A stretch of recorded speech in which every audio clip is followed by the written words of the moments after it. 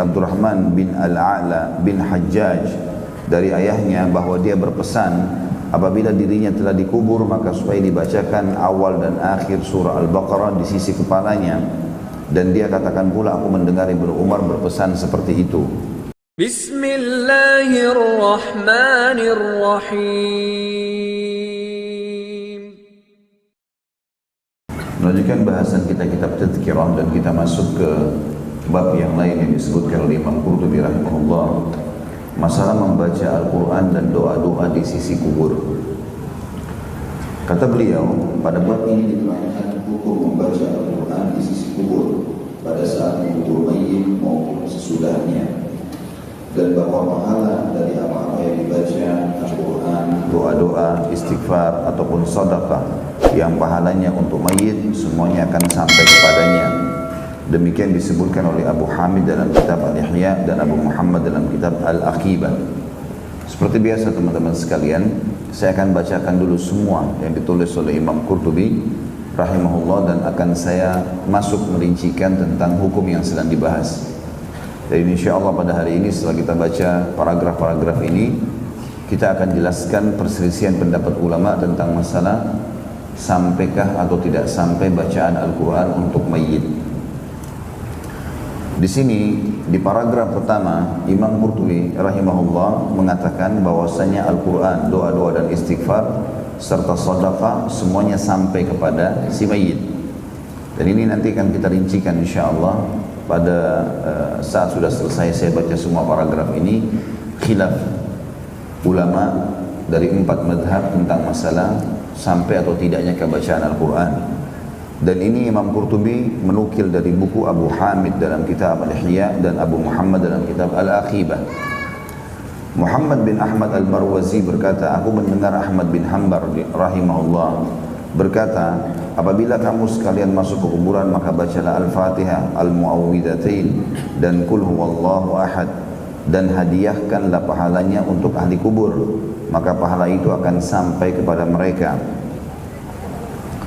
Ali bin Musa Al-Haddad berkata, aku pernah bersama Ahmad bin Hanbal menghadiri jenazah, sementara Muhammad bin Qudam Al-Jauhari membaca Al-Quran.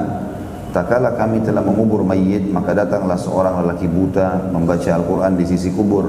Maka berkatalah Ahmad kepadanya, mengapa? Sesungguhnya membaca Al-Quran di sisi kubur adalah bid'ah. Ketika kami keluar dari wilayah kuburan, berkatalah Muhammad bin Qudamah kepada Ahmad, hai Abu Abdillah, apa pendapat anda tentang Mubashir bin Ismail, seorang perawi hadis?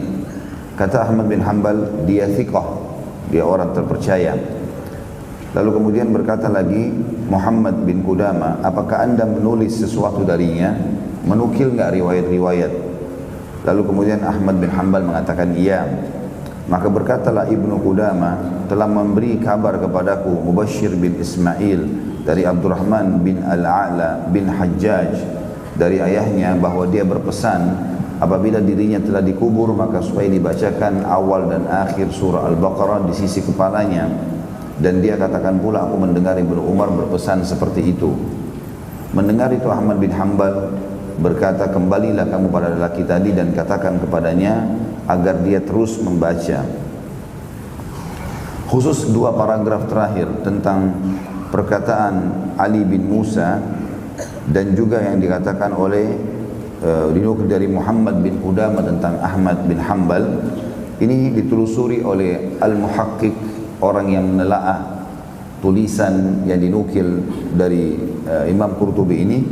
Itu mengatakan kisah ini tidak sahih dari beliau, dari Imam Ahmad. Imam Ahmad tidak pernah berkata kisah seperti ini.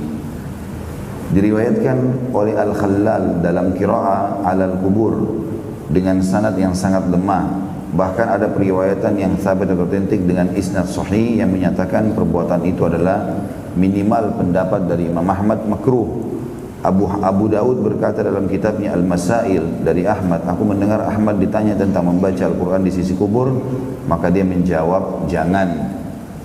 Nanti juga akan kita sebutkan ya, ini sekali lagi saya bacakan dulu paragrafnya, kita akan jelaskan nanti panjang lebar perselisihan pendapat dalam masalah ini. Jadi riwayat yang tadi baru kita sebutkan sudah dinukil bahwasanya ini riwayat yang tidak sahih tentang Imam Ahmad.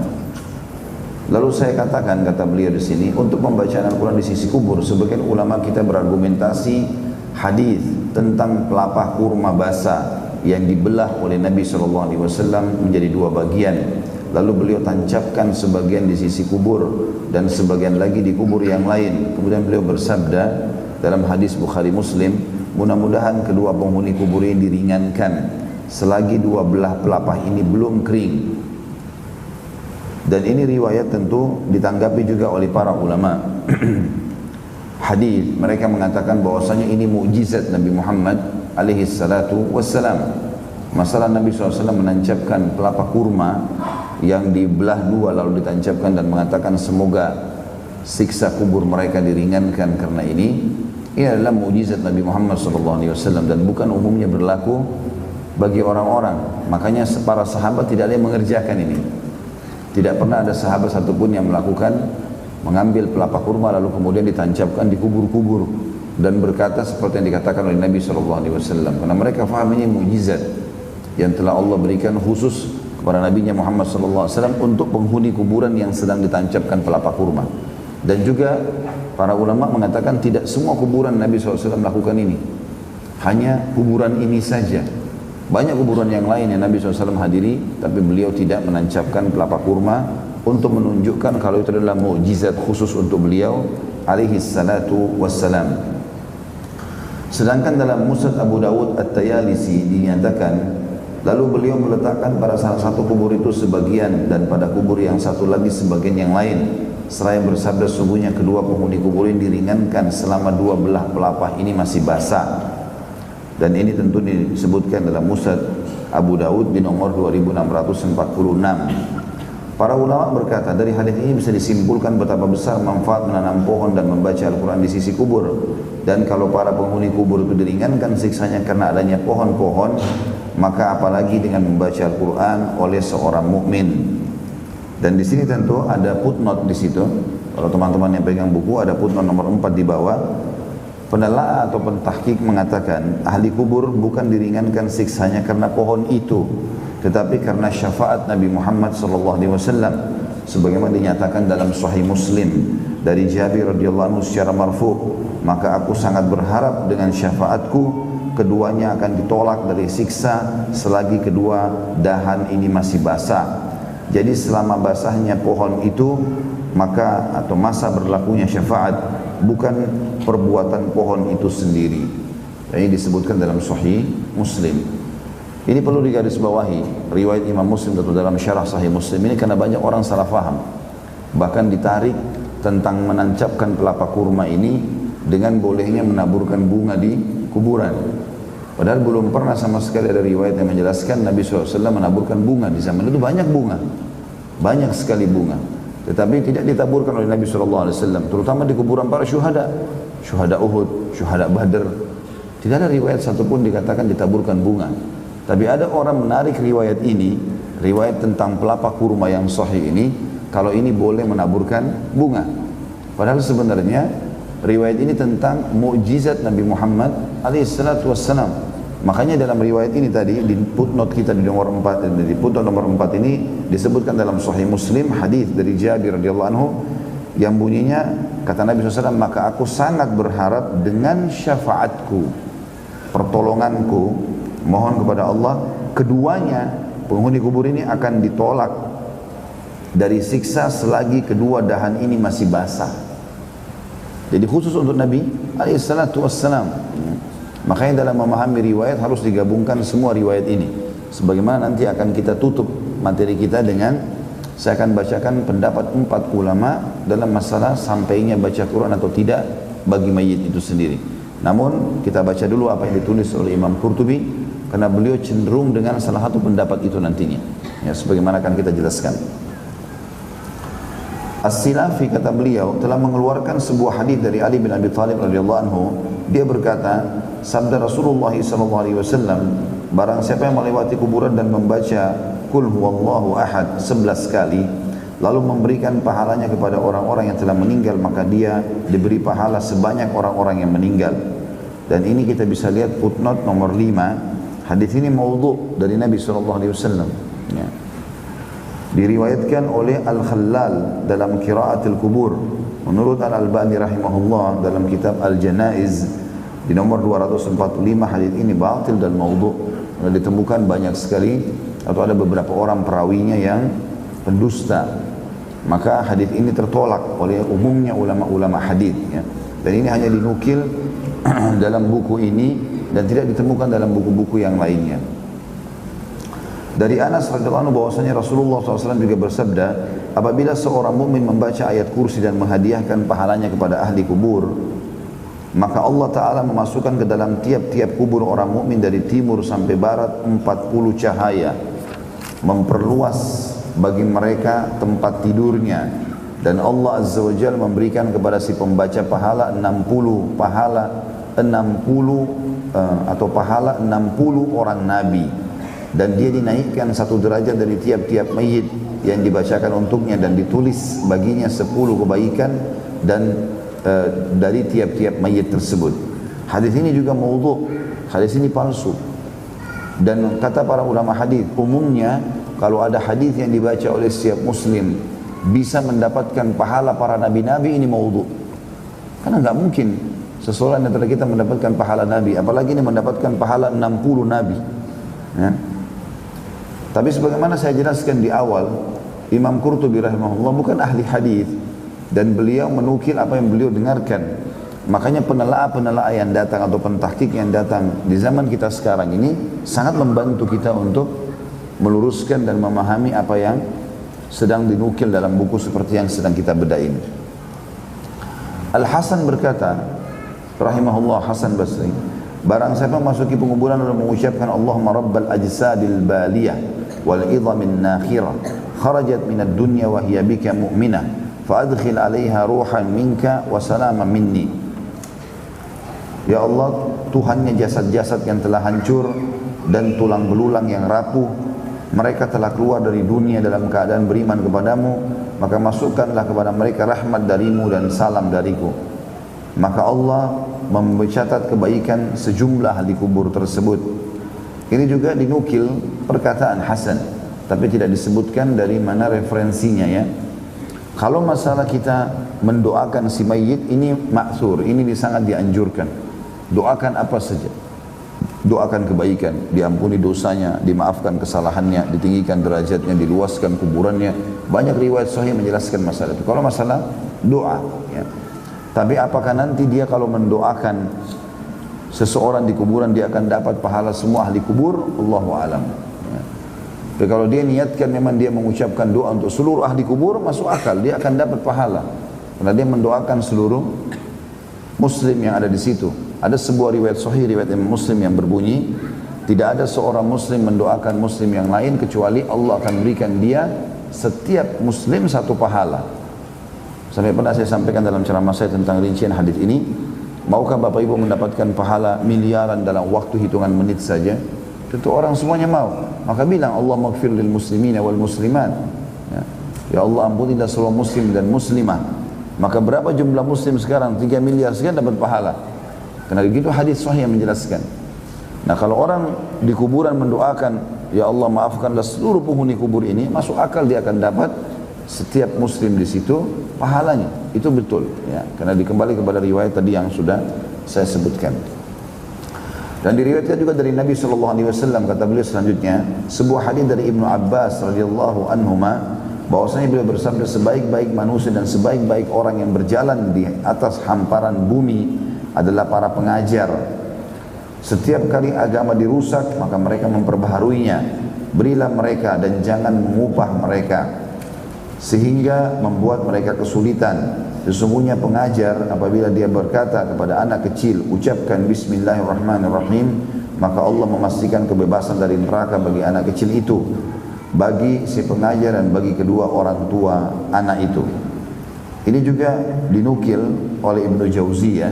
Ibnu Jauzi, ya, Ibnu Qayyim al-Jauzi mengatakan kisah ini juga maudhu', ya. Dalam arti kata kisah ini tidak sahih dari Ibnu Abbas radhiyallahu anhuma, bahwasanya setiap guru yang mengajar kalau ajarkan kepada muridnya bismillahirrahmanirrahim, maka berarti dia akan sama anak kecil itu akan diharamkan dari neraka pengajarnya juga, begitu juga dengan kedua orang tua si anak tadi. Makanya setelah ditelusuri Ibnu Qayyim rahimahullah, yang hidup tidak jauh zamannya tentu dengan Al-Qurtubi, mengatakan riwayat ini tidak sahih dan ini masuk dalam al-mawdu'at.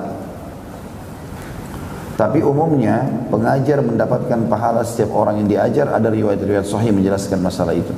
Sebagaimana sabda Nabi SAW dalam hadis Bukhari Muslim, siapa yang menunjukkan pada kebaikan, dia akan dapat pahala orang yang mengikutinya tanpa dikurangi sedikit pun dari pahala orang yang sedang mengerjakan itu. Kata beliau, dasar dari masalah ini adalah sedekah yang memang tidak ada perselisihan mengenainya. Maka sebagaimana pahala sedekah itu sampai kepada mayit, demikian pula bacaan atau membaca Al-Quran, doa-doa dan istighfar, karena semuanya adalah sedekah, dengan alasan bahwa sedekah tidak terbatas pada harta. Sebagaimana jawaban Nabi SAW ketika ditanya tentang mengqasar solat dalam keadaan aman, maka beliau menjawab, sedekatun tasaddaqallahu biha alaikum faqbalu sedekatah. Itulah sedekah yang diberikan Allah kepada kalian, maka terimalah sedekahnya. Hadis ini sahih riwayat Imam Muslim di nomor 686. Khusus ini Imam Qurtubi rahimahullah menguatkan pendapat yang beliau pegang, bahwasanya bacaan Al-Quran sampai kepada mayit. Dan sekali lagi insyaAllah nanti di closing acara kita ini saya akan sebutkan 4 madhab perselisihan pendapat di antara mereka.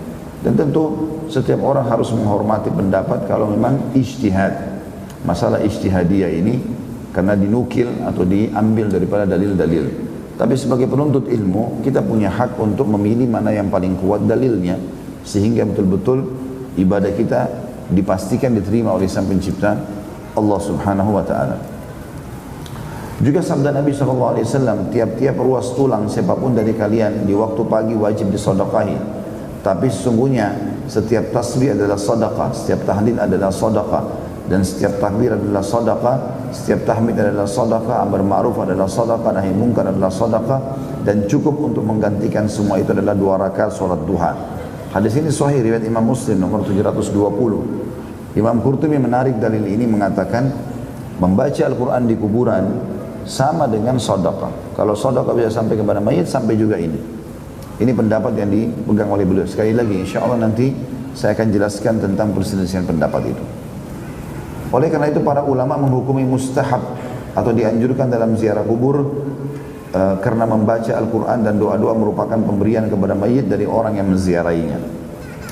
Dan diriwayatkan dari Nabi SAW bahwa beliau bersabda, keadaan mayit dalam kubur tidak lain seperti orang yang tenggelam yang meminta tolong. Dia menunggu doa yang datang kepadanya dari ayahnya, saudaranya atau temannya. Apabila doa datang kepadanya, ia lebih disukai daripada dunia, ia lebih sukai daripada dunia dan seluruh isinya. Dan sungguhnya hadiah dari orang hidup kepada orang mati adalah yang meninggal dunia adalah doa dan istighfar. Dan ini tentu disebutkan oleh Syekh Albani juga tentang kemungkaran riwayat dari Nabi SAW ini. Ya, ini juga dianggap riwayat yang tidak pernah dinukil oleh beliau. Bahkan ini dikatakan mungkar jiddan, maksudnya adalah dalam footnote kita di situ ada footnote nomor 2. Ini sangat tertolak riwayat ini.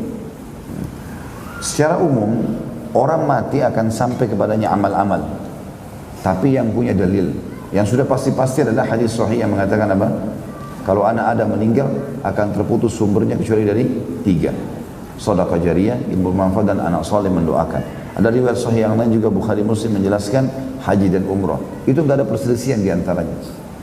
Nah, pendapat ulama yang mengatakan bahwasanya baca Quran bisa sampai kepada mayit, mereka menarik hukum-hukum yang ada disebutkan dalam hadis sahih tadi. Kalau itu sampai, berarti ini juga sampai. Seperti itulah. Nah, nanti di sini yang menjadi perselisihan pendapat di antara ulama dan akan kita rincikan insyaallah masalah itu. Ya, dan Imam Qurtubi memegang salah satu dari 4 pendapat dari 4 mazhab yang sebagaimana kita jelaskan nanti. Kata beliau masih banyak lagi cerita semakna tentang orang-orang saleh disebutkan oleh Muhammad Abdul Haq dalam kitabnya Al-Aqibah. Beliau juga begitu juga Abu Muhammad Abdullah bin Muslim bin Qutaibah radhiyallahu anhu rahimahullah dalam kitabnya Uyun Al-Akhbar telah menyebutkan cerita yang mengandung nasihat, peringatan, pertakut atau yang membuat takut, ancaman, pendekatan diri kepada Allah, doa sepenuh hati kepada Allah, dan permohonan untuk mayit dan berpindah alam. Diriwayatkan juga dari Al-Harith bin Nabhan, aku pernah pergi ke kuburan untuk mengasihi ahli kubur, bertafakkur dan mengambil pelajaran. Kulihat mereka diam dan tidak bisa lagi berbicara. Mereka bertetangga tapi tidak saling mengunjungi. Bagi mereka perut bumi menjadi wadah dan punggung bumi menjadi atap. Di sana aku menyeru, hai ahli kubur, bekas-bekas peninggalan kamu telah terhapus dari muka bumi, tapi dosa-dosamu tidak terhapus darimu. Padahal dulu saat kamu tinggal di negeri yang penuh cobaan, kamu giat berusaha sampai kakimu pada bengkak. Kemudian Al-Harith menangis dengan keras, lalu berteduh di bawah sebuah kubah di kuburan tersebut, dan dia tertidur di tempat itu. Khusus paragraf yang diriwayatkan dari Al-Harith bin Nabhan ini banyak dinukil, sebagaimana saya jelaskan juga pada pertemuan kita sebelumnya. Ada buku ditulis oleh Ibnu Rajab tentang kisah-kisah nyata alam barzah. Ini sering terjadi dan dinukil oleh para ulama, bagaimana mereka pada saat ke kuburan mendapatkan pelajaran-pelajaran. Dan ini tidak ada yang salah di sini. Ini adalah hal-hal yang positif saja.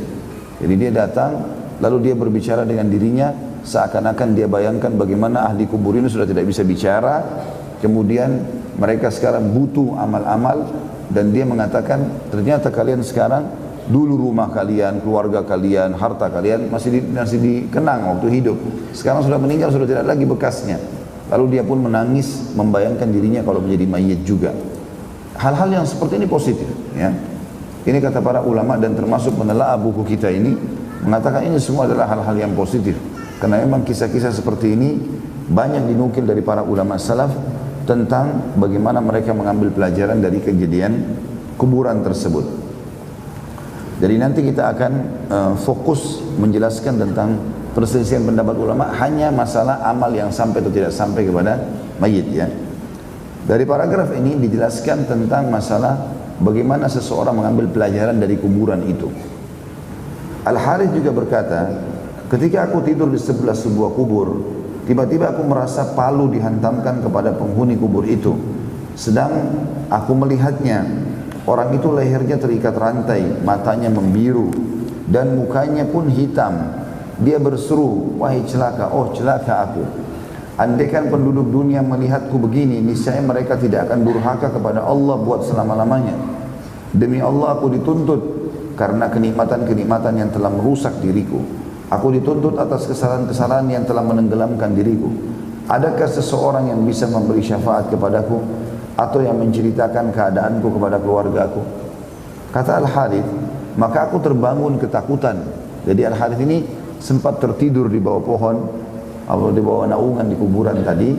Nah, kemudian dia mimpi Allah perlihatkan dia salah satu penghuni kubur lagi begini keadaannya. Dia bilang, aku pun terbangun ketakutan, lalu aku pulang ke rumah. Semalaman aku nggak bisa tidur, memikirkan apa yang tadi kulihat. Dan paginya aku berkata, biarkan aku kembali ke tempat itu. Mudah-mudahan ada seorang peziarah, biar ku beritahu dia pengalamanku tadi. Al-Harith selalu berkata lagi, lalu aku berangkat ke tempat yang kemarin, keesokan harinya. Tapi tidak ada siapa-siapa di sana. Aku mengantuk, lalu aku pun tertidur lagi. Tiba-tiba penghuni kubur yang kemarin ketemu lagi. Dan kali ini ia diseret wajahnya. Sementara dia berkata, oh celaka aku, apa yang terjadi padaku? Amalku di dunia memang buruk, padahal aku diberi umur panjang. Pantaslah Tuhan murka kepadaku. Maka celakalah aku kalau Tuhan tidak mengasihi aku. Al-Harith berkata, aku pun terbangun, seolah-olah akalku hilang karena peristiwa itu. Dan aku pun pulang ke rumah. Keesokan harinya, aku datang lagi ke kubur tadi, hari ketiga. Dengan harapan bisa bertemu dengan seseorang peziarah, biar aku menceritakan kepadanya apa yang telah kulihat dalam 2 hari kemarin. Tapi ternyata aku tertidur lagi di sana. Dan tiba-tiba penghuni kubur itu bertemu lagi dalam keadaan kakinya terikat. Dan dia berkata, betapa lalainya penduduk dunia terhadap diriku. Azabku dilipat gandakan sementara segala upaya dan jalan tidak bisa dilakukan. Tuhan murka kepadaku dan menutup segala pintu di hadapanku. Maka celakalah aku, karena Tuhanku yang maha perkasa lagi maha pemberi tidak mengasihani aku. Ini tentu kisah yang dinukil dari Al-Harith, pengalaman dia pribadi. Dan sudah saya katakan tadi, kalau Ibnu Rajab rahimahullah mengatakan kisah-kisah seperti ini ternyata selama memang bukan dia mengarang-arangnya, memang dia merasakan pengalaman pribadi, apalagi bukan melihat dengan mata kepala. Dia bilang dia tertidur, ini bisa terjadi semua. Allah subhanahu wa ta'ala bisa mendatangkan dalam mimpi seorang muslim, keluarganya yang sudah meninggal, atau bahkan dia bisa melihat dirinya meninggal dalam mimpinya, atau masuk ke neraka, atau masuk ke surga. Ya. Itu bisa terjadi. Ayah saya di Makassar punya seorang staf beliau. Tadinya saya melihat orang ini cukup jauh dari agama lah, ya lalai dari masalah agama, sholatnya segala macam. Tapi waktu itu saya masih kecil, saya ingat sebelum saya berangkat ke Madinah, saya ingat kisahnya. Subhanallah, saya pergi ke Madinah, sekolah, segala macam. Sudah lama saya nggak ketemu sama beliau. Setelah selesai S1, saya pulang dari Madinah tahun 98. Saya masuk pulang ke Makassar, ketemu. Saya melihat perubahan total orangnya. Penampilannya berbeda, azan ke masjid. Gitu. Terus saya panggil, karena saya panggil dia paman. Ya, dia pegawai ayah saya, maka saya mengatakan, Masya Allah, apa yang membuat perubahan begini terjadi? Saya bukan menghina atau menyebutkan sesuatu yang salah, tapi saya melihat dulu, antum ini jauh dari agama. Dia bilang begini sebenarnya, saya beberapa tahun yang lalu, karena memang saya tidak ketemu dia selama 4 tahun itu, waktu saya masih S1. Saya berapa tahun yang lalu, waktu saya lagi lalai, seperti kamu katakan tadi, memang lalai, tidak sholat, banyak pergaulan bebas segala macam. Dia bilang, saya kemudian mimpi masuk ke neraka. Terus saya bilang, bagaimana ceritanya? Dia bilang, saya lihat sendiri. Saya masuk, tangan saya dibelenggu, kemudian saya dibawa oleh 2 orang pakai baju putih, tapi saya nggak bisa lihat siapa orang itu. Kemudian saya jalan dan saya dilihatkan segala macam siksaan. Ada orang lagi teriak di sana, yang lagi dipukul di sini, yang lagi segala macam. Dan saya merasa ada kekuatan, ada sesuatu yang berpengaruh pada jiwa saya dengan siksaan itu. Saya terganggu betul dan sangat ketakutan dan sangat luas tempat itu. Dia bilang, setelah saya dilihatkan segala macam siksaan tersebut dan dijelaskan ini orang berzina begini, ini orang minum khamar begini siksaannya, maka saya sempat bertanya, apa saya juga akan disiksa begini atau saya masih punya kesempatan untuk taubat? Dia bilang, saya cuma dengar suara mengatakan, kamu masih punya kesempatan, belum saatnya kau akan masuk di sini. Kalau kau bisa taubat, kau tidak akan masuk. Dia bilang, tiba-tiba saya bangun. Semenjak itu saya nggak pernah lagi tinggalkan ibadah dan tidak pernah lagi buka pintu maksiat. Kisah-kisah seperti ini juga sebenarnya, ini kasus yang saya temukan di lapangan ya. Ada banyak dinukil dari ulama salaf tentang kisah seperti ini. Kalau ada orang yang menceritakan, dia mimpi, ya, dia terlihatkan, kalau itu termasuk dijelaskan oleh Muhammad bin Sirin rahimahullah, ahli takwil mimpi dari kalangan tabi'in. Kalau itu dinukil dari seseorang yang bisa dipercaya dan dia bukan mendatangkan sesuatu yang bertolak belakang dengan wahyu. Misal dia bilang, saya bertemu dengan Allah, misal. Maka itu tidak mungkin terjadi. Para nabi-nabi yang ketemu sama Allah SWT, itu pun tidak semuanya. Ya, kebanyakan melalui Jibril alaihissalam. Makanya tidak mungkin ini ditolak, karena bertolak belakang dengan informasi wahyu. Atau dia mengatakan misalnya, saya mimpi apa ya, saya menjadi nabi misalnya. Atau apalah saja, ini semua tidak benar, karena bertolak belakang. Tapi kalau dia cuma cerita seperti ini, dia tertidur dekat kuburan, dia mimpi, ya, sebagaimana juga pernah kita nukil kisah sebelumnya tentang ada 2 orang bertengkar di dekat sebuah tanah, kemudian Allah membuat tanah tersebut mengeluarkan suara, itu sering terjadi ya. Itu bisa saja terjadi dengan kuasa Allah subhanahu wa ta'ala. Dikatakan oleh Imam Qurtubi lanjutannya, dan diriwayatkan pula hadis dari Anas bahwasanya Rasulullah SAW bersabda, barang siapa yang masuk ke kuburan lalu membaca surah Yasin, maka Allah meringankan siksanya dari ahli kubur, atau siksa bagi ahli kubur, dan dia sendiri mendapat kebaikan sebanyak mayit yang ada di kuburan tersebut. Ini juga ada putnot nomor 2, dikatakan hadis ini adalah hadis maudhu dari Nabi SAW, dan dikatakan tidak ada satu hadis pun yang sahih tentang keutamaan penyebutan tentang surah Yasin. Rata-rata hadisnya adalah dhaif. Dengan demikian tidak ada keterangan yang sabit atau otentik tentang kelebihannya daripada surah-surah lain dari ayat-ayat Al-Quran. Artinya surah Yasin surah mulia, dibaca. Kita baca dalam kehidupan kita sehari-hari. Tapi kalau dihubungkan dengan kuburannya, maka ini hadis ini dinukil oleh para ulama hadis tentunya, dan bisa dilihat pun di situ ya. Dinukil dalam silsilah hadis dhaif di nomor 1246 dengan keterangannya kalau hadis ini lemah ya. Selanjutnya riwayat lain dari Abdullah bin Umar bin Khattab radhiyallahu anhu ajma'in, bahwa dia berpesan supaya dibacakan di sisi kuburnya surah Al-Baqarah ya. Hadis ini disebutkan oleh Al-Khallal dalam Al-Qiraat Indal Kubur, tapi ini tidak ada sanad hadisnya, dan disebutkan hanya oleh satu orang ini Al-Khallal. Dan sudah kita sebutkan sebelumnya, kebanyakan riwayat yang dinukil dari dalam buku ini yang tadi dimaudhu'kan oleh para ulama hadis itu dinukil dari orang ini, dari kitabnya, itu dari buku dia. Rasulullah bersabda, tapi tidak dijelaskan ini sahih atau tidak. Dan setelah ditelaah hadis ini ternyata hadis maudhu', ya, hadis yang tidak benar dari Nabi alaihi salatu wassalam. Sebagian ulama ada yang mengatakan riwayat ini dhaif, lemah. Dan ada sebagian di antara mereka mengatakan Ibnu Umar, ya, membaca atau mewasiatkan untuk membaca ini. Dan ini nanti akan kita sebutkan insyaallah dalam perselisihan pendapat 4 mazhab masalah sampainya bacaan atau tidak untuk si mayit. Lalu beliau mengatakan juga, dan tentang dibolehkannya membaca Al-Quran di sisi kubur telah diriwayatkan dari Al-Ala bin Abdurrahman. Sementara itu An-Nasai dan lainnya menyebutkan sebuah hadis dari Ma'qil bin Yasar Al-Madani dari Nabi SAW. Beliau bersabda bahwasanya bacalah surah Yasin di sisi mayit-mayit kalian. Dan ini juga hadis yang dilemahkan oleh para ulama tentunya. Dan ini kalau dikatakan hadis maudhu atau hadis lemah ada bedanya ya. Kalau dikatakan hadis maudhu tertolak, nah dia palsu. Jadi kalau dikatakan hadis dhaif, maka itu masih dilihat lagi kedhaifannya kenapa dan apakah bertolak belakang dengan hadis sahih atau tidak untuk diamalkan. Makanya ada orang yang mengamalkan hadis ini, dan ini tidak bisa kita spontanitas langsung menyalahkan begitu saja ya. Sebagaimana akan saya sebutkan nanti pendapat-pendapat ulama dalam masalah itu. Kata beliau, ini ada kemungkinan bahwa yang dimaksud adalah membacanya di sisi mayit pada saat dia meninggal atau di sisi kuburnya. Abu Muhammad Abdul Haq berkata, telah menceritakan kepadaku Abdul Walid Ismail bin Ahmad yang dikenal dengan nama Ibnu Afran. Dia dan ayah yang dikenal soleh. Dia berkata, ayahku rahimahullah meninggal dunia. Maka berceritalah kepadaku salah seorang saudaranya yang bisa dipercaya perkataannya. Dia berkata, aku telah berziarah ke kubur ayahmu, maka aku mendapatkan atau aku membacakan satu hizib dari Al-Quran. Lalu aku berkata, hai fulan, aku telah menghadiahkan bacaan ini untukmu. Maka apa yang aku dapat?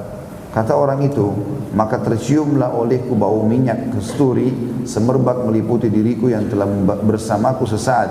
Dan aku pun pulang, tapi bau harum itu masih tetap mengikutiku. Ia baru berpisah dariku setelah aku menempuh setengah perjalanan. Abu Muhammad lalu berkata, dan aku juga pernah melihat seseorang yang bisa dipercaya. Dia berkata, salah seorang istriku meninggal dunia, maka pada satu malam aku membaca beberapa ayat Al-Quran, lalu aku hadiahkan untuknya. Sesudah itu aku berdoa kepada Allah Azza wa Jalla memohonkan ampun untuknya selain permintaan lainnya. Maka pada hari berikutnya ada seorang wanita yang mengenal istriku berkata kepadaku, tadi malam aku bermimpi bertemu dengan fulan atau istrimu. Dia ada dalam ruangan yang indah di rumah yang indah pula. Dia mengeluarkan beberapa talam dari bawah dipan di rumahnya. Nampan itu dipenuhi botol-botol kaca. Dia berkata kepadaku, ini adalah hadiah yang dikirimkan kepadaku oleh ahli rumahku di dunia. Maka Abu Muhammad berkata, hal itu tidak aku beritahu kepada siapapun. Maksudnya tentang masalah kisah ini.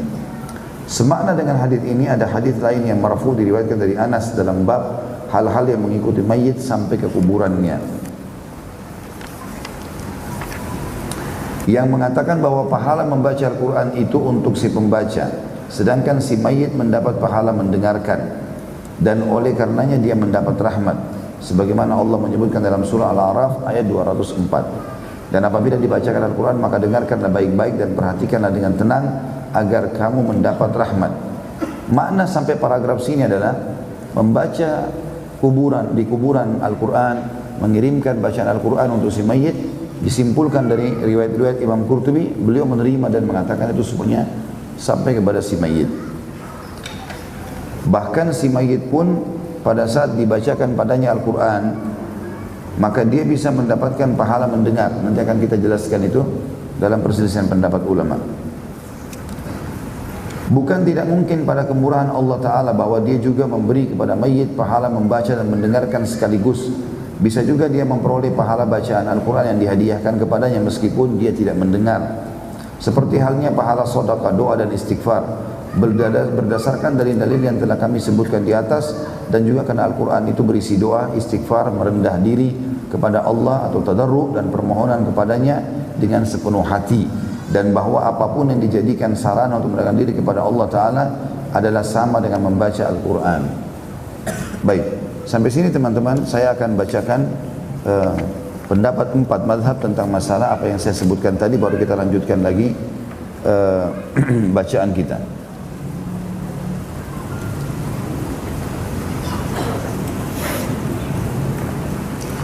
Ulama merincikan tentang perselisihan pendapat dalam masalah ini menjadi beberapa poin. Yang pertama, mereka menyebutkan ibadah itu dibagi menjadi 3. Ibadah itu dibagi menjadi 3. Yang pertama, ada ibadah murni badaniyah namanya. Murni dengan fisik kita. Seperti sholat, puasa, zikir, azan, membaca Al-Quran. Ini berarti dengan fisik. Yang kedua, ibadah murni maliyah. Artinya menggunakan harta. Seperti zakat, infak, sedekah. Dan yang ketiga, gabungan keduanya. Ibadah badaniyah maliyah. Badan, fisik dan harta. Seperti jihad, haji dan umrah. Ulama sepakat bahwa semua ibadah yang bisa diwakilkan seperti ibadah maliyah atau yang dominan maliyah seperti sedekah, haji dan ibadah yang ditegaskan bisa diwakilkan seperti puasa, maka semua bisa dihadiahkan untuk mayit. Ya, jadi apapun yang kita kerjakan yang sifatnya harta sampai sedekah, ya, infak, haji dan umrah, kita biayai orang lain untuk hajikan dia, ini semua sampai. Disebutkan oleh Imam Zakaria Al-Ansari mengatakan, wa yanfa'u ayy mayyit min warithi wa ghairihi shadaqatu wa du'a bi ijma' wa ghairihi. Sedekah dan doa yang baik dari ahli waris maupun yang lainnya bisa bermanfaat bagi mayit sesuai dengan kesepakatan ulama. Kalau ini nggak ada khilaf, ini pasti sampai kepada mayit. Doakan, sedekahkan, haji umrahkan, sampai. Nggak ada khilaf di situ. Juga disampaikan Ibnu Qudamah. Ibnu Qudamah ini salah satu ulama mazhab Hanabilah, Imam Ahmad, ya. Amma doa wal istighfar was sadaqah wa qada'ud dain wa ada'ul wajibat fala na'lam fi khilafan. Maaf, tadi yang pertama itu disebutkan dalam buku Fathul Wahhab, ya, di jilid 2 halaman 31 tentang sampainya doa, sedekah yang sifatnya tadi apalagi maliyah, haji dan umrah itu sampai semua. Kalau Ibnu Qudamah disebutkan dalam Syahrul Kabir, ya, buku beliau di jilid 2 halaman 425, amma doa wal istighfar was sadaqah wa qada'ud dain wa ada'ul wajibat fala na'lam fihi khilafan idza kanat al-wajibat mimma yudkhiluhu an-niyabah.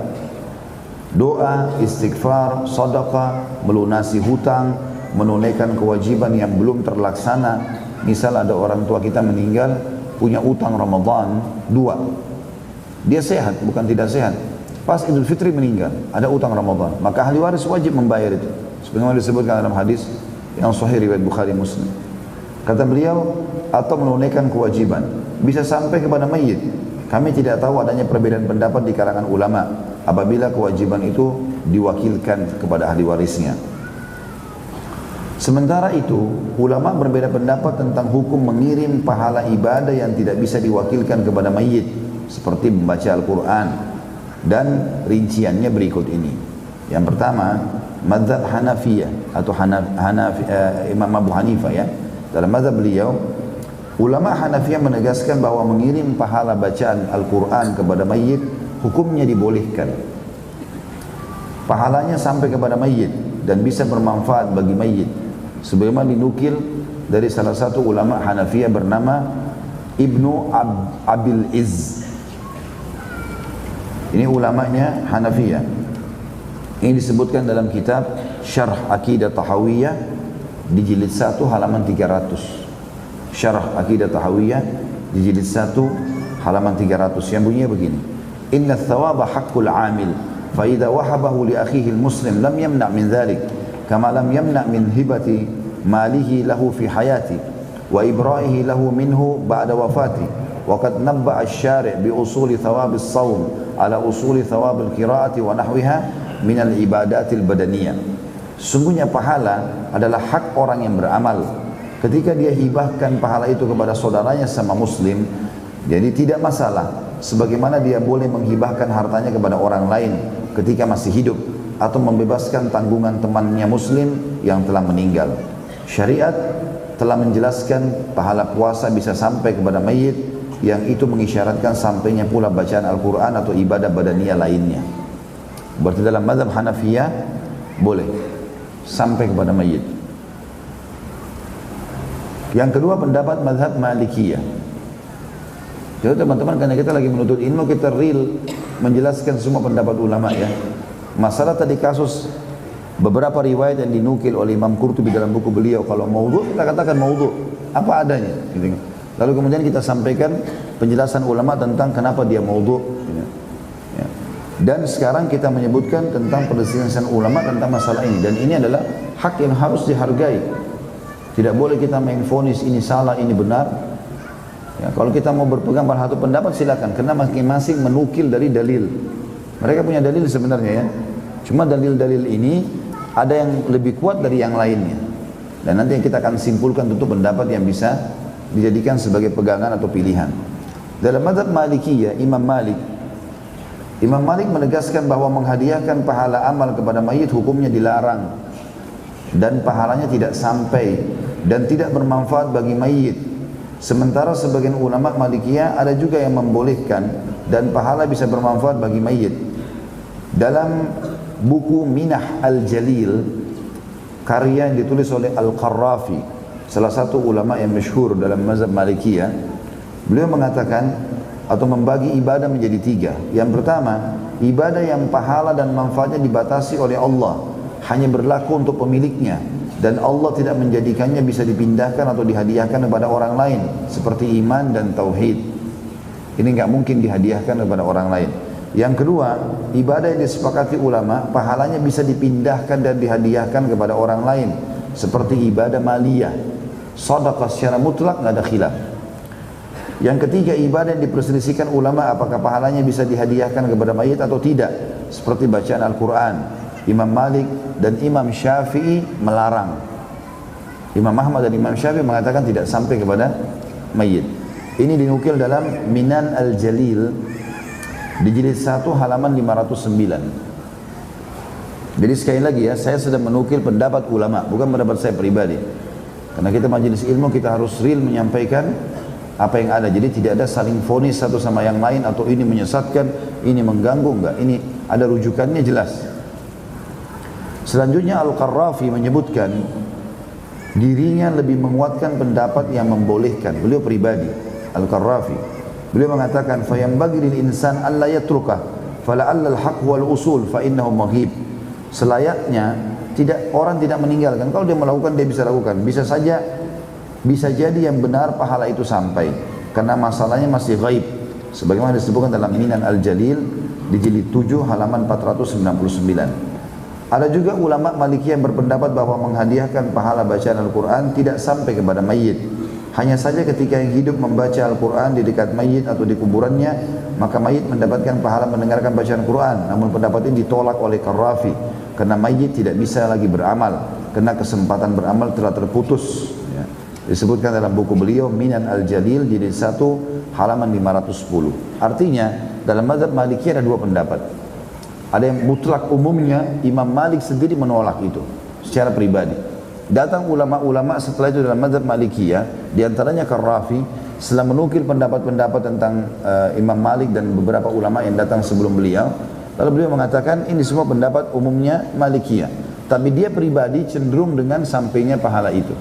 Hanya saja Imam Malik, Qarrafi menolak pendapat yang seperti disebutkan Imam Qurtubi, yang mengatakan bahwasanya mayit bisa mendapatkan pahala mendengar.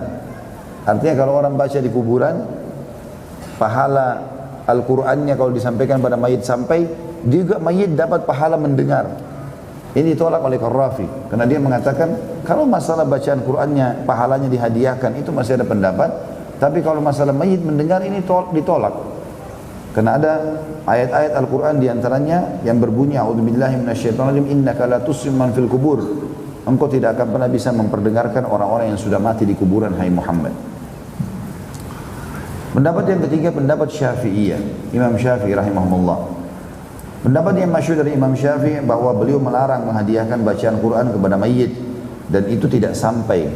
Sebagaimana Imam Nawawi rahimahullah menyebutkan dalam syarah Sahih Muslim di jilid 1 halaman 90. Wa amma qiraatul Quran fal masyhur min madhhab Syafi'i annahu la yasil thawabuha ila al-mayyit wa qala ba'du ashabi yasil thawabuhu ila al-mayyit. Untuk bacaan Quran, pendapat yang masyhur dalam mazhab Syafi'i atau Imam Syafi'i, secara pribadi Imam Syafi'i rahimahullah, bahwa itu tidak sampai pahalanya kepada mayit. Sementara sebagian ulama Syafi'i mengatakan pahalanya sampai kepada mayit, tapi bukan Imam Syafi'inya. Imam Syafi'i sendiri mengatakan tidak sampai. Datang ulama-ulama setelahnya yang mengatakan sampai.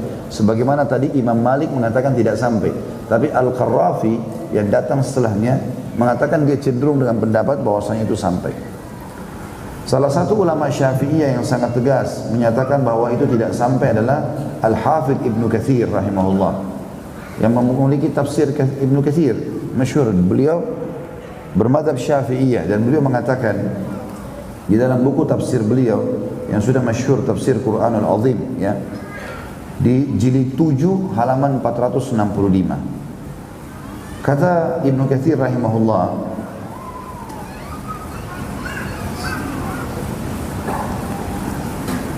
dalam tafsir surah An-Najm ayat 39 yang bunyinya wa anna laysa lil insani illa ma sa'a, bahwasanya manusia tidak akan mendapat pahala kecuali apa yang telah dia amalkan.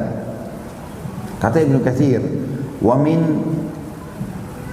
hadhihi al-ayah al-karimah istanbata asy-Syafi'i rahimahullah wa man atba'ahu anna al-qira'ah la yasilu ihda' thawabiha ila al-mauta li'annahu laysa min amalihim wala min kasbihim. Kata Imam Ibnu Katsir bahwasanya dari ayat ini An-Najm tadi, An-Najm ayat 39, Imam Syafi'i rahimahullah dan ulama yang mengikuti beliau menyimpulkan bahwa menghadiahkan bacaan Al-Quran tidak akan sampai kepada mayit karena itu bukan bagian dari amal mayit maupun hasil kerjanya sendiri. Selanjutnya Ibnu Katsir menyebutkan beberapa dalil dan alasan yang mendukung pendapat beliau yang beliau pegang dari Imam Syafi'i rahimahumullah. Pendapat yang keempat adalah pendapat Hambali atau Imam Ahmad. Dalam mazhab Hambali ada dua pendapat. Sebagian ulama Hambali membolehkan dan sebagian lagi melarangnya, sebagaimana yang terjadi pada mazhab Malikiyah. Ada tiga pendapat mazhab atau ada tiga pendapat dalam mazhab Hanabila ini, atau dalam Imam Ahmad. Yang pertama, boleh menghadiahkan pahala bacaan Al-Quran kepada mayit dan itu bisa bermanfaat bagi mayit. Ini pendapat yang masyhur dari Imam Ahmad. Yang kedua, tidak boleh menghadiahkan pahala bacaan Al-Quran kepada mayit, meskipun jika ada orang yang mengirim pahala itu bisa sampai dan bermanfaat bagi mayit. Al-Buyuti menyebutkan ini pendapat mayoritas Hambali. Artinya pendapat yang kedua tidak sampai. Dan ini kata Al-Buyuti dalam buku beliau bahwasanya dalam Kashfu Al-Qana'ah, Kashful Qana' di jilid 2 halaman 147, dia katakan dalam mazhab Hanabila justru umumnya dan termasuk Imam Ahmad sendiri mengatakan tidak sampai. Yang ketiga, pahala tetap menjadi milik pembaca yang hidup, hanya saja rahmat bisa sampai kepada mayit. Al-Buyuti mengatakan, wa qala al-aktharu la yasilu ila al-mayyit thawabul qira'ati wa in dzalika la fa'ili atau li fa'ili wa inna dzalika li fa'ili. Mayoritas Hambali mengatakan seperti Syafi'iyah dan Malikiyah bahwasanya bacaan Al-Quran tidak sampai kepada mayit dan ini milik orang-orang yang beramal saja.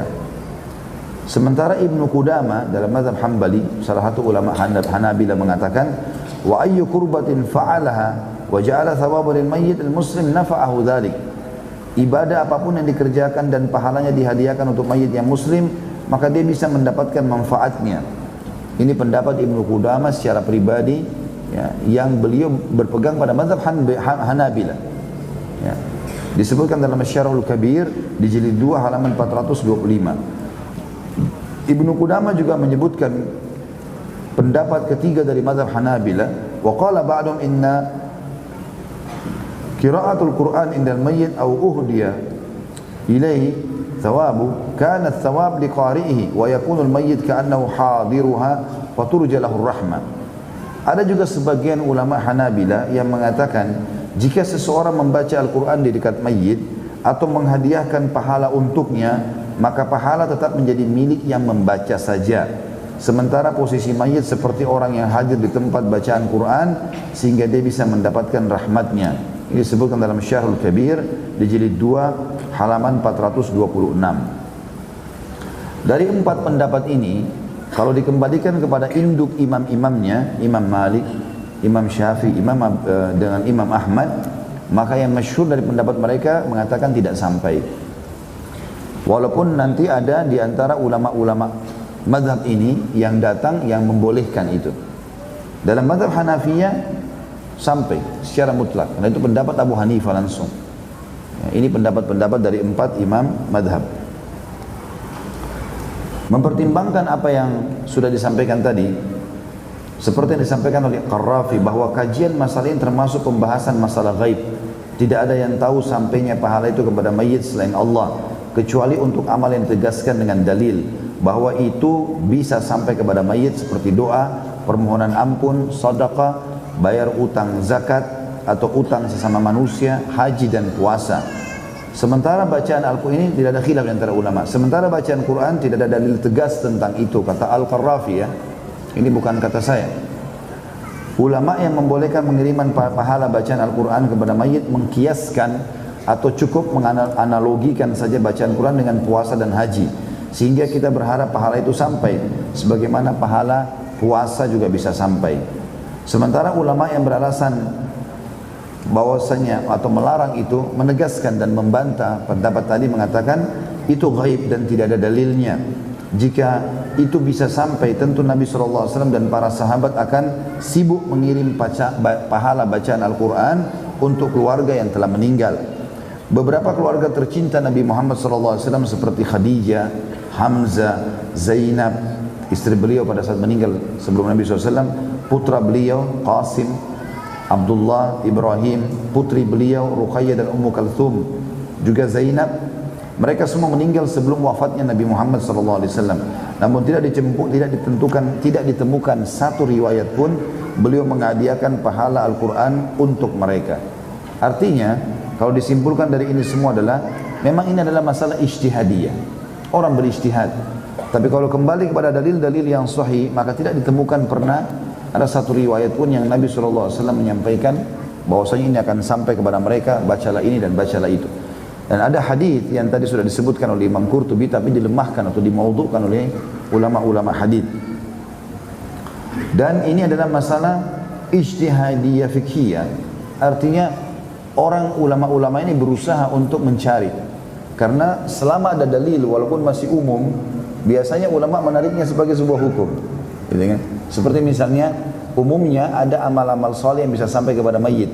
Nah, orang-orang yang mengatakan bolehnya sampai bacaan Al-Quran menarik dalil itu kepada semua perbuatan amal saleh, kan gitu. Apa saja yang kita kerjakan sampai kepada mayit, seperti itulah. Ijtihadnya dari dalil umum tadi yang ini. Ulama yang melarang mengatakan tidak, dalilnya di sini. Disebutkan amal-amal saleh tertentu, maka tidak boleh dialihkan atau ditambah amal yang lain. Kasus misalnya sedekah jariyah, ilmu bermanfaat, anak saleh yang mendoakan, haji dan umrah, ini jelas dalilnya. Kalau semua amal saleh boleh, maka kenapa Nabi SAW merincikan? Kenapa enggak sekalian kerjakan semua amal soleh buat mayit kalian misalnya? Tapi Nabi rincikan, sedekah jariyah, ilmu bermanfaat, anak soleh. Jadi disebutkan ya, per itemnya, menandakan memang keterbatasan dalam masalah itu. Ya, keterbatasan dalam masalah itu. Tinggal pendapat ulama yang menanggapi masalah. Tadi sudah kita sebutkan khilaf antara ulama sampai atau enggak pahalanya. Ya, bacaan Quran kita baca di rumah tuh. Tinggal pendapat ulama masalah membaca di kuburannya sendiri. Apakah membaca di kuburan itu dibolehkan atau tidak? Ya. Ini juga dibahas oleh para ulama tentang masalah ini. Ada di antara mereka yang mengatakan membaca Al-Quran kalau memang sudah boleh sampai pahalanya maka boleh dibaca juga di kuburan. Tapi ada pendapat lain mengatakan tidak bisa. Baca Al-Quran pun kalau bisa dipegangi pendapat bahwa sampai pahalanya, membaca di kuburannya ini butuh dalil khusus. Dan belum ada dinukil kalau di kuburan ada bacaan Al-Quran. Masalah kasus riwayat Ibnu Umar radhiyallahu anhuma yang dinukil dari beliau dari Umar bin Khattab, kalau beliau mati minta agar dibacakan Al-Baqarah, maka itu dibacakan pada saat prosesi kematiannya, ya, bukan pada saat di kuburannya.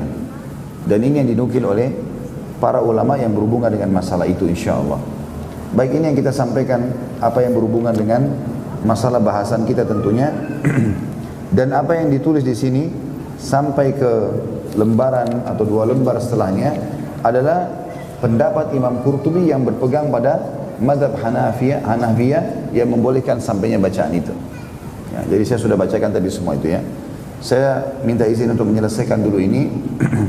Disampaikan oleh Imam Qurtubi lanjutannya adalah hadis Nabi alaihi salatu wassalam.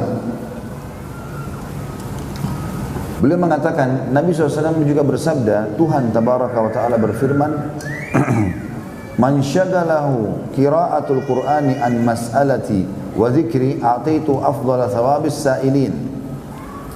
Barang siapa yang sibuk dengan membaca Al-Quran sehingga tidak sempat meminta kepadaku, maka aku beri dia apa-apa yang lebih utama daripada apa yang aku berikan kepada orang-orang yang meminta. Dan riwayat ini disebutkan oleh Imam Tirmidzi dan dikatakan hadis ini hasan gharib, ya. Atau hadis ini tentu diperselisihkan oleh para ulama tentang kesahihannya. Bahkan penelaah buku kita mengatakan hadis ini dinyatakan maudhu. Disebutkan oleh Asy-Syaukani dalam Al-Fawaid Al-Majmu'ah di halaman 296, dia berkata As-Saghani menyatakan hadis ini maudhu. Hadis ini tentu ada yang mengatakan hadis hasan, diantaranya Imam Tirmidzi. Kata ulama, kalaupun ini hadis kita pegangi, maka berarti Al-Quran memang punya keutamaan kalau dibaca.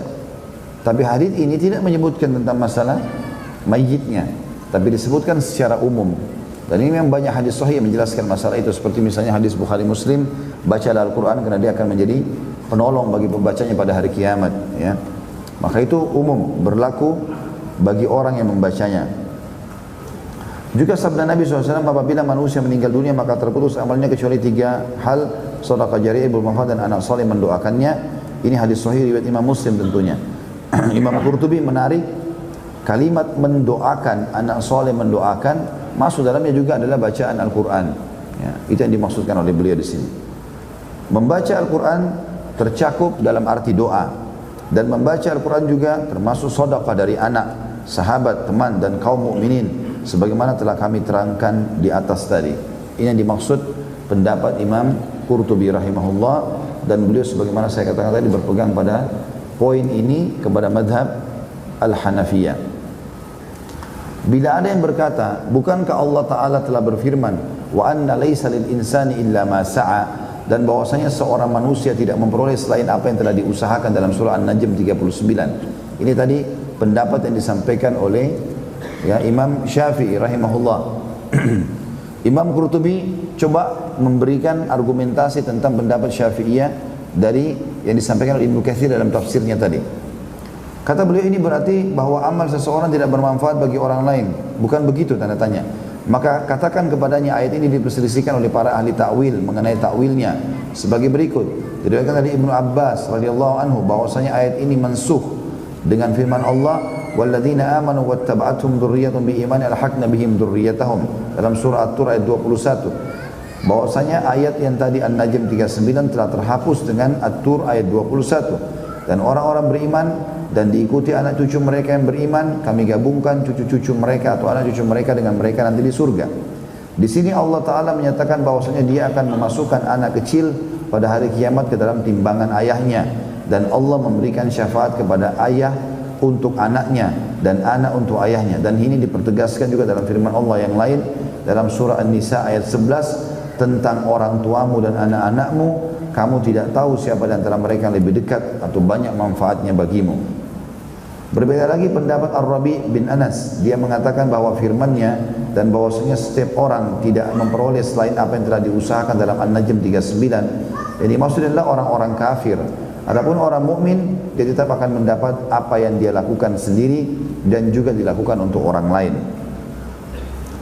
Lalu disimpulkan, saya katakan, kata beliau, masih banyak lagi hadis-hadis yang menunjukkan kebenaran pendapat di atas dan membenarkan kesaksian bahwa pahala amal soleh orang lain bisa sampai kepada sama muslim. Sebagaimana dalam hadis riwayat Bukhari Muslim dikatakan, sabda Nabi SAW, man mata wa alaihi siyam sama anhu waliyuhu. Barang siapa yang meninggal dunia dan sedang dia mempunyai kewajiban puasa, maka dipuasakan oleh walinya. Hadis sahih riwayat Bukhari nomor 1952. Yang saya sudah jelaskan tadi ya, pendapat yang tadi kita sebutkan 4 mazhab itu bijak sekali dirincikan ya, sehingga masing-masing tentunya berargumentasi. Dan Imam Qurtubi di sini berargumentasi tentang pendapat yang beliau pegangi dalam mazhab Hanafiyah tentang bolehnya sampainya bacaan tersebut. Dan ini saya sudah bilang tadi khilafiyah. Ya. Ini khilafiyah yang sangat besar dan harus saling menghormati dalam masalah ini. Kalau ada yang mau baca itu hak dia, ada yang tidak mau baca itu hak dia. Ya. Yang penting kita sudah nukil pendapat-pendapat yang berhubungan dengan masalah itu. Dan karena kita beda kitab, teman-teman sekalian, maka memang harus seperti ini. Ya. Ya, kita tidak akan cenderung pada satu pendapat, tapi kita akan nukil umumnya pendapat-pendapat, dan nanti insya Allah para penuntut ilmu bisa lebih cerdas dalam memilih mana dalil yang lebih kuat dalam masalah seperti ini. Kata beliau dilanjutkan lagi, pernah juga dinukil dari Nabi SAW yang berkata kepada orang yang berhaji untuk orang lain sebelum berhaji untuk dirinya sendiri, berhajilah kamu untuk dirimu sendiri, barulah kamu berhaji untuk syukrumah. Hadis ini hadis sahih diriwayatkan oleh Ibnu Majah. Imam Qurtubi menarik haji, umrah, dan juga masalah puasa yang boleh dibayar oleh wali atau ahli waris pada saat si mayit meninggal dan punya utang Ramadan, itu berarti juga boleh ditarik kepada bacaan Al-Quran. Itu maksudnya paragraf yang baru saja kita bacakan ini. Juga diriwayatkan pula bahwa Aisyah radhiyallahu anha pernah beriktikaf untuk saudaranya Abdurrahman setelah dia meninggal dunia dan memerdekakan budak untuknya. Ini tentu perilaku Aisyah radhiyallahu anha, kalaupun dibenarkan riwayatnya, adalah masalah ibadah maliyah tadi ya, harta. Beliau membebaskan budak untuk saudaranya. Begitu pula Sa'ad pernah bertanya kepada Nabi SAW, sesungguhnya ibuku telah meninggal, apakah aku boleh bersedekah untuknya? Maka beliau bersabda, iya. Saat bertanya pula, sedekah apakah yang paling utama? Maka kata Nabi SAW, memberi minum. Dan hadis ini tentu dihasankan oleh para ulama, yang dinukil oleh Abu Dawud di nomor 1979. Nah, ini juga masuk dalam tadi rincian maliyah ya, memberi minum, sedekah. Ini tidak ada khilaf di antara ulama tentang sampainya kepada mayit. Dalam Al-Muwatta, Muwatta kitabnya Imam Malik, ada pula diriwayatkan dari Abdullah bin Abu Bakar, dari bibinya, dari neneknya, bahwasanya dia pernah mewajibkan diri atau bernazar berjalan menuju Masjid Quba. Namun ternyata dia meninggal dunia sebelum sempat melaksanakannya. Maka Abdullah bin Abbas berfatwa kepada anak perempuannya agar berjalan ke sana menggantikannya. Dan hadis ini tentu hadisnya sahih, disebutkan dalam kitab Muwatta oleh Imam Malik. Ini juga sama ini ya, kalau nazar misalnya ada orang bilang, saya kalau sembuh penyakit saya akan puasa 2 hari, atau saya akan bersedekah 1 juta rupiah misal, kalau anak saya lulus, sembuh penyakit, apalah segala macam nazar, dan terjadi seperti apa yang dia inginkan, maka nazarnya wajib dijalankan.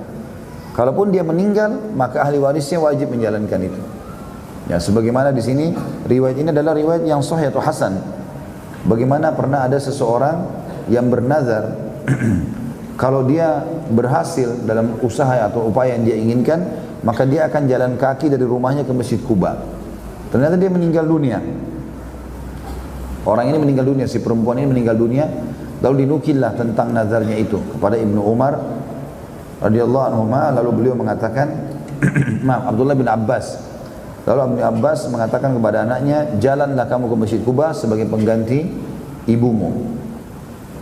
Kata Imam Qurtubi, saya katakan ada kemungkinan bahwa firman Allah Ta'ala dan bahwasanya seorang manusia tidak memperoleh selain apa yang telah diusahakannya adalah khusus bagi perbuatan-perbuatan buruk, berdasarkan alasan hadis qudsi yang ada dalam Sahih Muslim dari Abu Hurairah bahwasanya Nabi SAW bersabda, Allah Azza wa Jalla berfirman, apabila hamba-hambaku berniat melakukan satu kebaikan tapi dia tidak melakukannya, maka aku tulis untuknya satu kebaikan. Apabila dia melakukannya, maka aku tulis untuknya 10 sampai 700 kebaikan. Adapun bila dia berniat melakukan keburukan dan dia tidak melakukannya, maka aku tidak menulisnya. Dan apabila dia melakukannya maka aku tulis untuknya satu keburukan saja. Hadis ini sahih riwayat Bukhari nomor 42. Kata Imam Qurtubi, tafsir An-Najm 39 yang dinukil oleh Imam Ibnu Katsir. Karena Ibnu Katsir sama Qurtubi sama-sama ahli tafsir. Ya, dan waktunya zamannya tidak berjauhan. Ibnu Katsir berpegang pada pendapat Syafi'i yang mengatakan tidak sampai bacaan Quran. Imam Qurtubi mengatakan dalam mazhab Hanafiyah diterima. Maka masing-masing berargumentasi, gitu kan. Imam Ibnu Katsir berpegang pada An-Najm 39, Imam Qurtubi berpegang pada dalil-dalil seperti tadi mengatakan ayat ini dimansuh atau dihapus dengan surah At-Tur atau At-Tur ayat 21. Jadi di sini paragraf-paragraf ini adalah tanggapan-tanggapan Imam Qurtubi tentang pendapat Ibnu Katsir dalam mazhab Syafi'iyah. Itu yang dimaksudkan sini. Kata beliau, ada kemungkinan bahwa firman Allah Ta'ala dan bahwasanya seorang manusia tidak memperoleh apa yang dilakukan kecuali yang diusahakan dalam An-Najm 39, itu kemungkinan besar yang dimaksud adalah perbuatan-perbuatan buruk saja. Artinya perbuatan buruk yang dikerjakan tidak akan dibagi-bagi kepada orang lain. Lalu beliau berpegang pada atau mengambil hadis yang baru saja saya bacakan tadi. Baik, tinggal beberapa paragraf saja. Dan Al-Quran juga menunjukkan hal yang sama, yakni firman Allah Ta'ala dalam surah An-Najm 160, barang siapa datang membawa amal baik, maka baginya pahala 10 kali lipat. Dan Allah juga berfirman dalam Al-Baqarah 261, perumpamaan nafkah yang dikeluarkan orang-orang yang menafkahkan harta di jalan Allah adalah serupa dengan sebutir benih yang menumbuhkan 7 butir, dan pada tiap-tiap butir ada 100 biji. Juga firman Allah dalam Al-Baqarah 265, seperti sebuah kebun yang terletak di dataran tinggi yang disiram oleh hujan yang lebat. Dan juga Al-Baqarah 245, siapakah yang mau memberikan pinjaman kepada Allah, pinjaman yang baik, menafkahkan hartanya di jalan Allah, maka Allah akan melipat gandakan pembayaran kepadanya dengan lipat ganda yang banyak. Artinya Imam Qurtubi mengatakan ayat-ayat ini menjelaskan sedekah sampai kepada mayit, maka mestinya semua amal juga sampai kepada dia, seperti saya katakan tadi ya. Jadi ini masih argumentasinya Imam Qurtubi yang membenarkan pendapat sampainya bacaan Al-Quran kepada mayit. Itu semua adalah karunia dari Allah Ta'ala dan juga merupakan jalan keadilan, dan bahwasanya semua atau seseorang manusia tidak memperoleh selain apa yang telah diusahakannya. Hanya saja Allah berkenan menganugerahkan kepada manusia sesuatu yang lebih dari yang semestinya dia terima. Begitu pula tambahan berlipat ganda yang dia berikan adalah merupakan anugerah dari Allah Subhanahu wa Ta'ala darinya, yaitu satu kebaikan yang mereka lakukan ditulis 10 sampai 700 kali lipat, bahkan sampai 1.000.000 kali lipat. Demikianlah sebagaimana pernah dinyatakan kepada Abu Hurairah radhiyallahu anhu, apakah anda pernah mendengar Rasulullah SAW bersabda, sesungguhnya Allah membalas satu kebaikan dengan 1.000.000 kebaikan? Jawab Abu Hurairah, bukan aku pernah mendengar, bahkan aku pernah mendengar beliau bersabda, sesungguhnya Allah membalas satu kebaikan dengan 2 juta kebaikan. Ya, riwayat ini tentu masih lemah, tapi ini adalah umum. Kalau ada orang buat kebaikan, Allah bisa balas dengan kebaikan-kebaikan yang banyak. Itu hadis Bukhari juga membenarkan masalah itu. Ini pun salah satu bentuk anugerah Allah. Allah Ta'ala memberikan anugerah kepada anak-anak kecil dengan memasukkan mereka ke dalam surga tanpa amal. Maka apalagi amal orang mukmin, baik yang dia lakukan untuk diri sendiri ataupun untuk orang lain. Al-Kharaiti menyebutkan dalam kitab Al-Kubur, dia menyatakan sudah menjadi sunnah atau tradisi di kalangan kaum Ansar, apabila mereka membawa mayit maka mereka membawanya sambil membaca surah Al-Baqarah. Dan ini disebutkan di situ, ini disebutkan dari karya Al-Khallal yang sudah kita sebutkan tadi ya. Kalau Al-Khallal menukil dalam buku ini dalam Al-Qira'at Al-Kubur cukup banyak riwayat yang maudhu. Di antaranya hadis ini adalah riwayat yang mungkar sebenarnya. Kalau orang-orang Ansar selalu baca Al-Baqarah kalau ngantar jenazahnya. Ini menurut ya penelaah buku tentunya ya, saya baca dari sini saja. Katanya, maka benar orang yang mengatakan, ziarahilah kedua orang tuamu dan berdiri dari sisi kuburnya, maka seakan aku telah membawamu berkunjung kepada keduanya.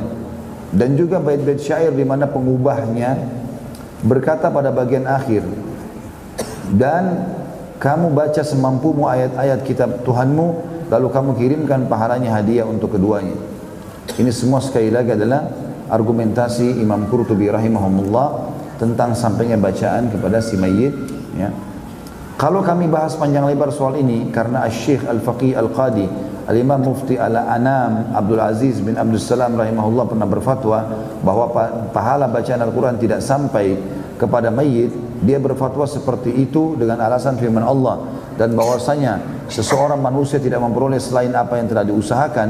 Tapi setelah beliau meninggal dunia, salah seorang temannya yang pernah bergaul dengannya bermimpi ketemu dengannya dan bertanya kepadanya tentang hal tersebut. Katanya, sesungguhnya anda dulu pernah mengatakan tak akan sampai kepada mayit pahala apapun yang dibaca dan dihadiahkan. Sekarang bagaimana kenyataan masalah itu? Abdul Aziz menjawab, sesungguhnya aku mengatakan itu dulu semasa di dunia, tapi sekarang aku mencabutnya setelah melihat kemurahan Allah Ta'ala dalam hal itu, dan bahwasanya semua itu ternyata sampai kepada mayit. Dan ini tentu dikatakan mimpi dari seseorang yang menceritakan tentang Al-Qadhi Abdul Salam atau Abdul Aziz Abdul Salam. Saya simpulkan lagi kembali teman-teman sekalian, apa yang kita bahas ini adalah bahwasanya ini khilaf panjang lebar di antara para ulama. Karena ini saya lihat kadang-kadang juga dibesar-besarkan. Kalau ada pendapat yang mengatakan berpegang pada mazhab Syafi'iyah, Imam Syafi'i pribadi ya, karena ada dalam orang-orang yang menukil mazhab Syafi'iyah yang mengatakan di dalam mazhab Syafi'i dibolehkan. Itu pendapat orang yang datang setelahnya. Pendapat Syafi'i pribadi seperti yang ditulis oleh Ibnu Katsir rahimahullah, bahwasanya tidak sampai. Ini pendapat ulama, dan kita sudah katakan tadi dari 4 mazhab ini, 3 imam, Imam Ahmad, Imam Malik dan Imam Syafi'i ini menyatakan tidak sampai kepada mayit dengan argumentasi mereka. Lalu datanglah setelahnya ulama-ulama mazhab ini yang coba menukil dan mengembangkan, mengatakan sampai, ada yang tidak sampai, khilaf di antara mereka. Abu Hanifah mutlak mengatakan sampai. Dan ini argumentasi mereka masing-masing ada. Sebagaimana kita lihat di sini panjang lebar Imam Qurtubi membenarkan pendapat tentang sampainya bacaan tersebut, dan kita harus menghormati pendapat-pendapat itu ya. Tentu ini adalah pendapat-pendapat. Kalau saya pribadi berpegang pada pendapat yang disampaikan Ibnu Katsir rahimahullah. Kalau memang kita cukupkan dengan dalil yang ada, karena ini adalah masalah ijtihadiyah, tapi tidak menyalahkan orang yang mau menjalankan sebagaimana disampaikan oleh Imam Abu Hanifah rahimahumullah. Baik, sampai sini saya tutup dulu bacaan kita tentang kitab Tadhkirah. Saya akan menyampaikan beberapa hal yang berhubungan dengan apa yang tadi disampaikan oleh Ibu Yuli sebelum saya mulai, masalah sedekah yang disampaikan atau akan disampaikan ke Palestina insyaallah. Insyaallah dengan izin Allah besok saya akan berangkat hari Jumat umroh dulu, kemudian baru menuju ke Palestina. Dan memang biasanya pada saat akan menuju ke sana saya iklankan di pengajian secara pribadi saja. Kalau ada yang mau menyumbang silahkan ya. Dan ini insya Allah pengalaman kami 3 kali penerbangan yang lalu, semuanya alhamdulillah berjalan lancar, dan semoga juga kali ini juga begitu. Saya membuka ini bukan untuk mengiklankannya secara nasional segala macam, tidak. Hanya secara pribadi saja. Karena saya memang betul-betul akan datang sholat di Masjid Aqsa, saya masukkan sendiri di kotak amalnya. Kemudian ada beberapa kegiatan yang akan kita lakukan di sana tentunya.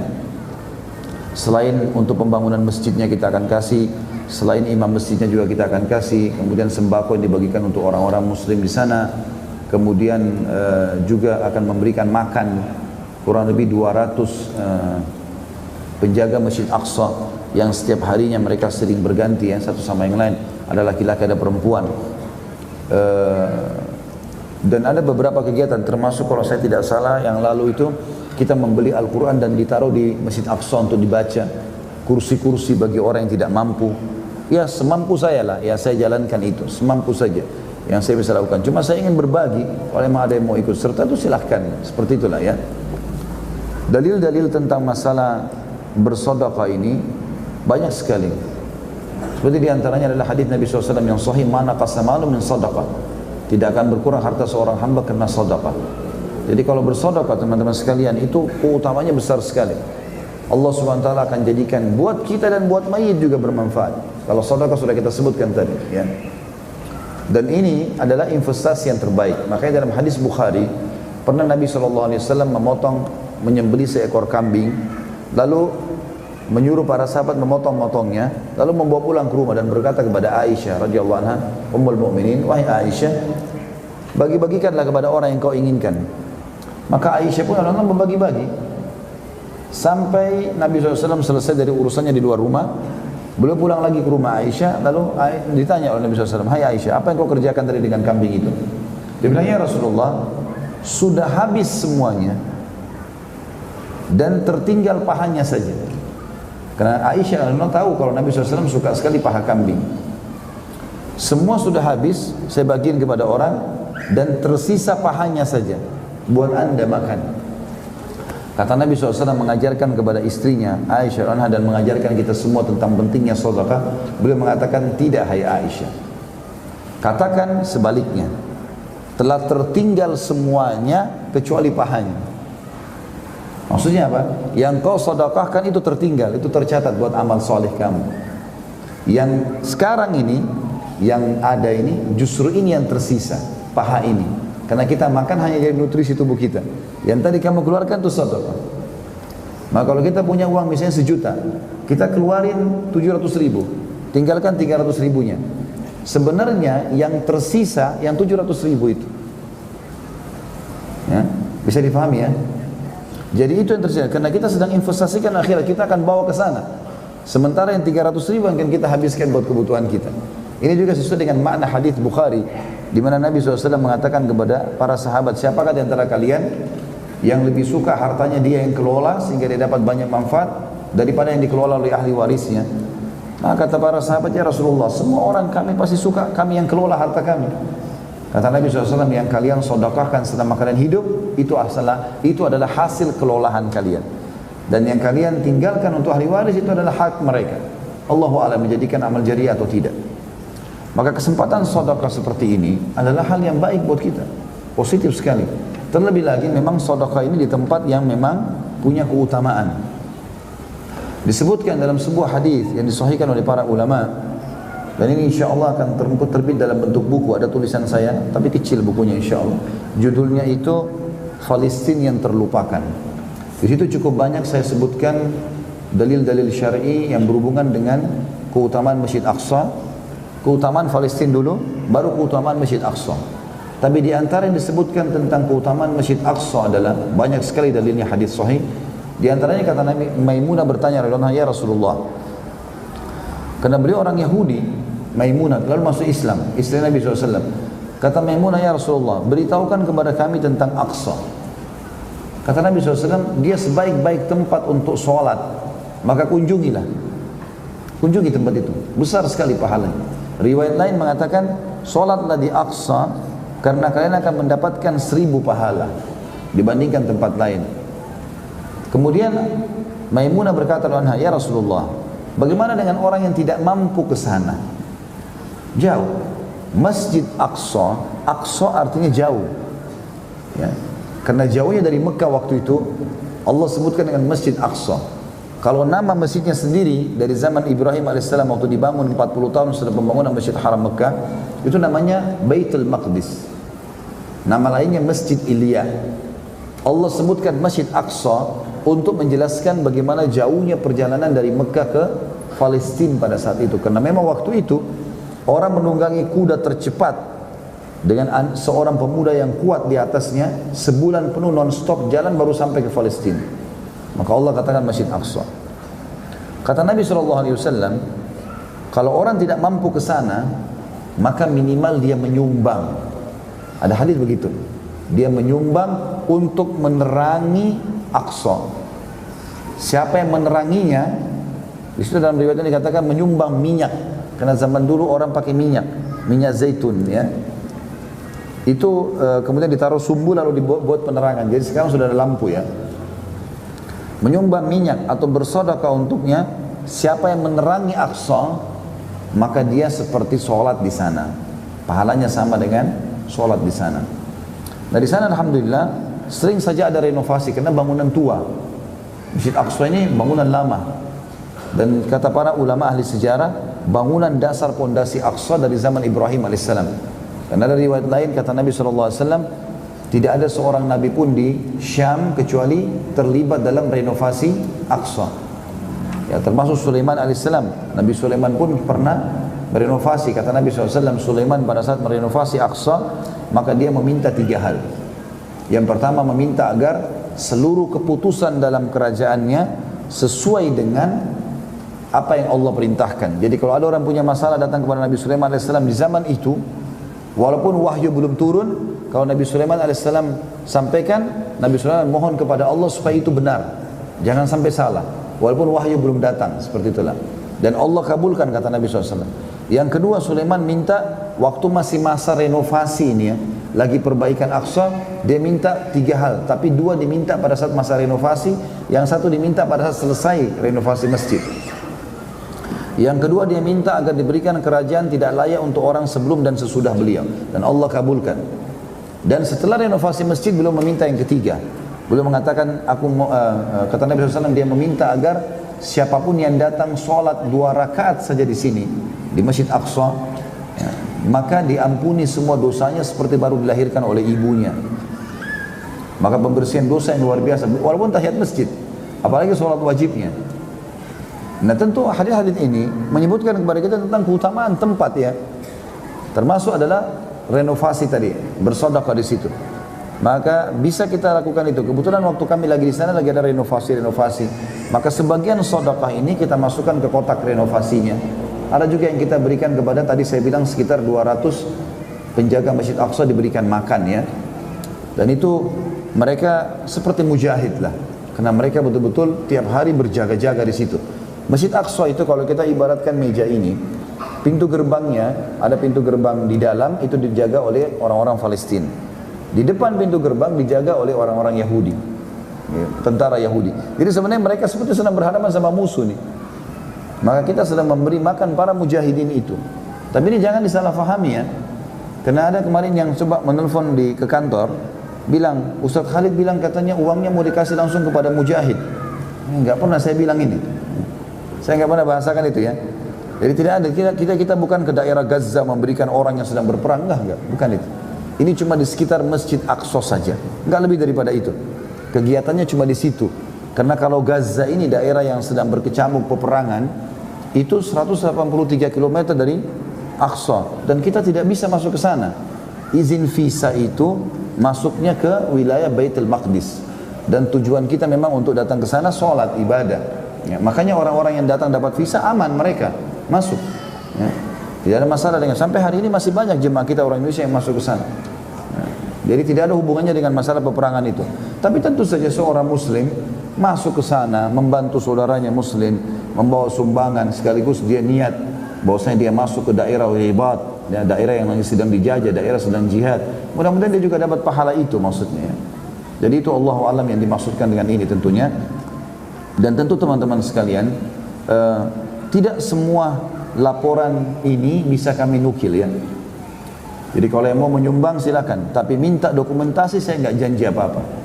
Karena kemarin juga ada yang begitu hubungin kantor tuh, minta supaya ada dokumentasinya. Ini nggak bisa, karena kalau kita lakukan ini di Palestina, ada salah orang dai kita dari Malaysia itu hari begitu, dia bawa sumbangan, pasang spanduk, iklankan, gitu kan. Akhirnya tidak dapat visa lagi masuk. Oleh Israel dilarang masuk. Jadi akhirnya rugi, jemaahnya banyak nggak bisa masuk, sumbangan juga nggak bisa masuk lagi, hanya karena masalah itu. Kalau bapak ibu ikhlas karena Allah, nggak butuh dokumentasi kan? Ya, innamal a'malu binniyat. Untuk apa minta dokumentasi? Kalau dari awal anda mau dokumentasi, saya katakan tidak bisa dan diambil sumbangannya. Jangan dikasih ke saya, karena saya nggak bisa janji apa-apa ini. Daripada nanti mudaratnya lebih besar, kita nggak bisa lagi masuk, jadi masalah ya. Ada begitu, ada beberapa orang saya tahu, ada juga teman saya itu nggak bisa masuk, sampai ditahan 3 tahun nggak bisa masuk. Dilihat dulu keadaan dia. Apa boleh buat, negara lagi dijajah. Di sini kita harus bisa mengatur strategi yang tepat. Yang penting kita bisa sholat, mengunjungi. Karena teman-teman Palestina sana bilang sama saya sendiri. Mereka bilang, sebenarnya kita nggak butuh sumbangan dana. Kalian datang aja ke sini, udah cukup buat kami. Support, supaya tahu. Dan itu yang tidak diinginkan oleh Yahudi. Yahudi nggak mau kita masuk ke sana. Karena masuknya kita ke sana memberikan motivasi sendiri. Mereka tuh gembira sekali sampai kami dipeluk-peluk sama orang Palestina itu, datang saja di sini sudah cukup. Gak usah buat apa-apa gitu. Ya. Jadi memang sumbangan pun ini adalah cuma sekedar tambahan. Mereka juga di sana alhamdulillah sekolah, mereka punya pekerjaan, hotel yang kita nginapi hotelnya orang Islam dan seterusnya lah. Ya. Jadi insya Allah ada manfaat-manfaat yang bisa didapatkan. Dan sedekah seperti ini atau sedekah yang lain, jangan pernah berpikir manfaatnya buat kami. Enggak, manfaatnya buat Bapak Ibu sebenarnya. Saya bisa saja tidak iklankan ini, saya jalan, saya bawa sendiri sedekah saya, selesai. Kan itu. Jadi jangan berpikir ini ada manfaat buat saya atau buat kantor, enggak ada sama sekali. Ini manfaat buat Bapak Ibu sendiri. Menyumbang keuntungan buat Bapak Ibu sendiri. Tidak menyumbang nggak ada masalah, bebas saja. Tapi ini kebetulan karena insya Allah kaki kami akan langsung masuk ke Masjid Aqsa, maka kita akan bawa itu.